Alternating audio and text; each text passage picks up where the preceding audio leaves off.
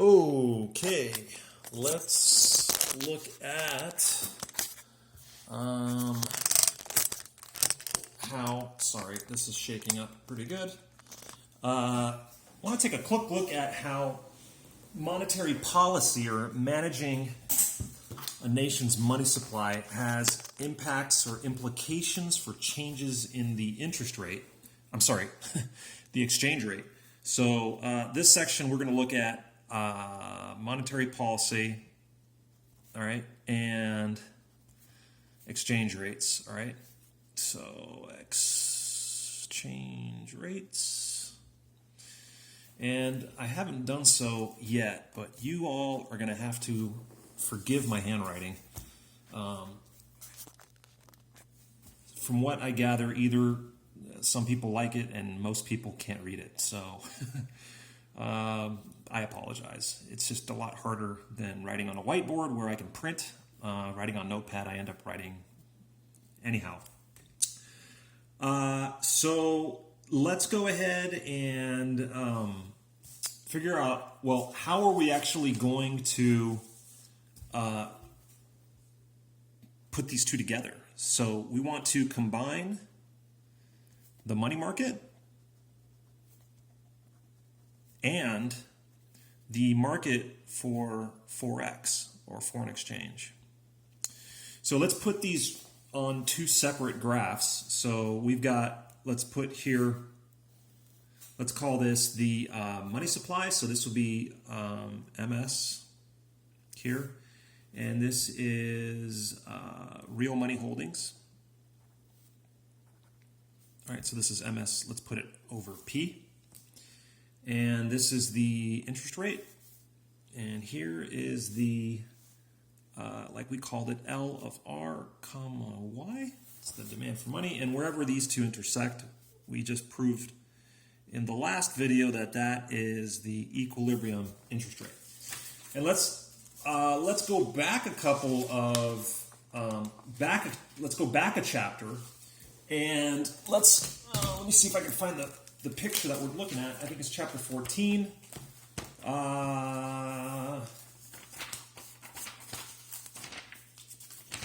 It is, make sure I get the right graph that we're looking at here.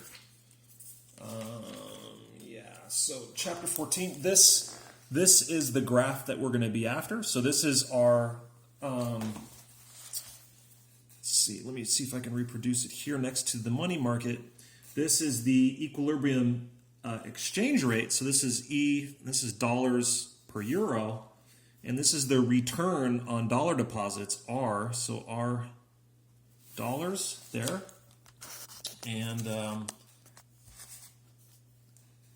this is the expected return on euro deposits in US dollars, right? So this is, these are going to be rates of return.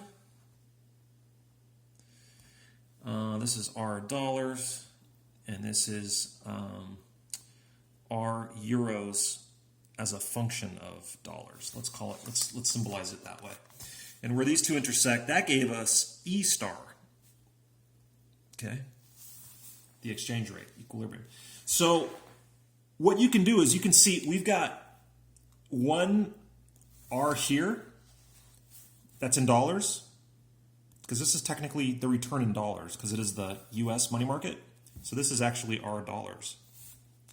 And we also have an R dollars here. So what we're essentially going to do is we're going to take this graph, we're going to twist it, and we're going to slap it next to this graph. And what you end up with is something that looks like figure, it is figure 6 in your textbook. Let me see if I can reproduce it. So we're going to have a pretty big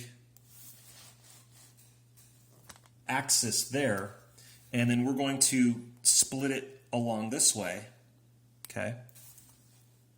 And this is the rates of return.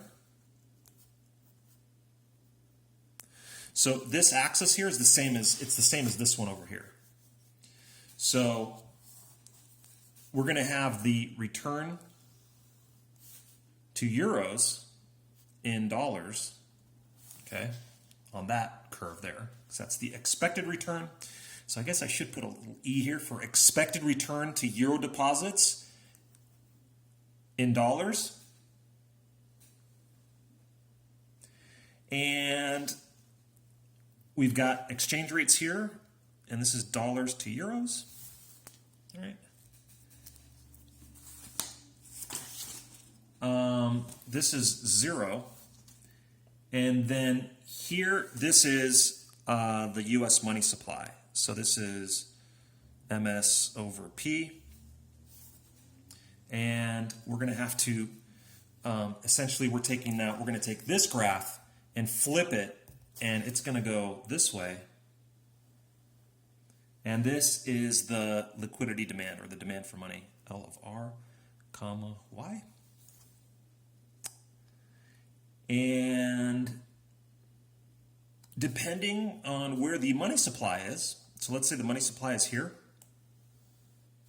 So this is MS over P. Then we get an interest rate here. All right. So if you want, you can kind of like just concentrate on that part of the graph. And this part of the graph here is the money market that we looked at up here.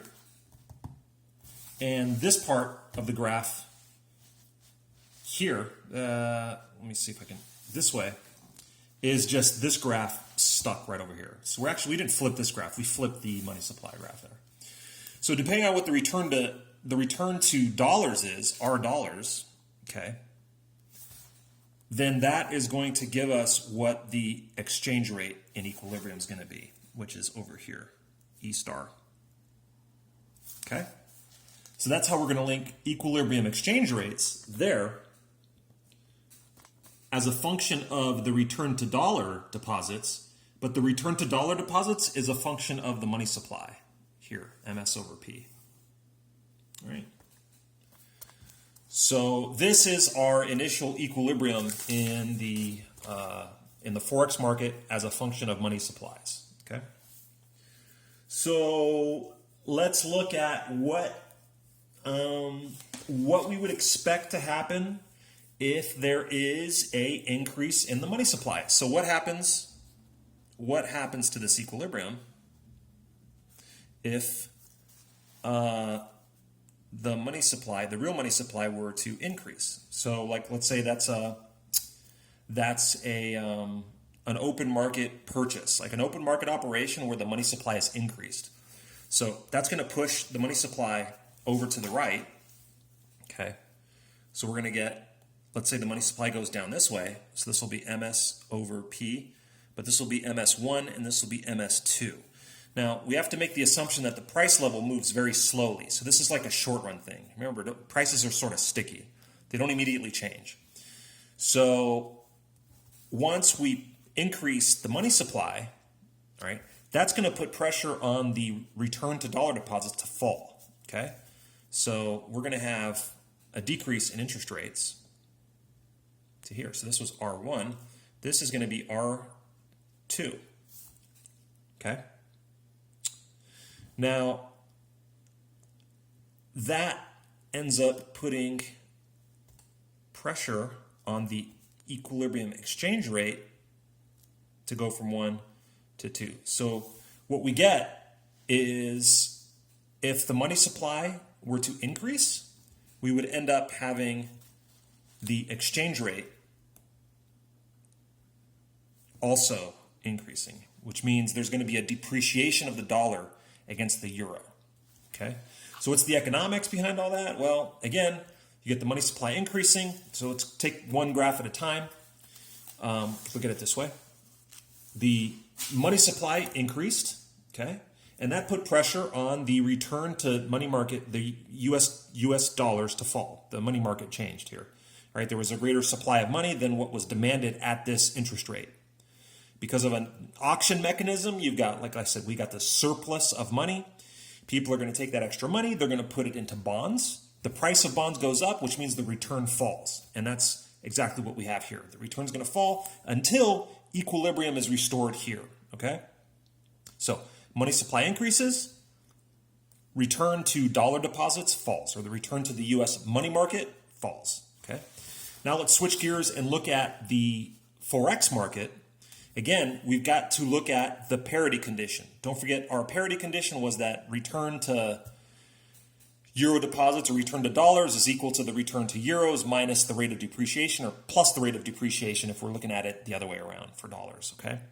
So once we change the return to dollars, we interrupt that parity condition. And the only way we can restore it is if the exchange rate moves, okay? Because again, we're saying that we've got a specific type of return to euro deposits that we're, in terms of dollars, that we've got. And when you've got a decrease in the return to US dollar deposits, what that essentially means is that the euro deposits are a little bit more attractive now. And so you're going to get more people trying to sell dollar-denominated assets in order to buy euros so that they can invest in the European market.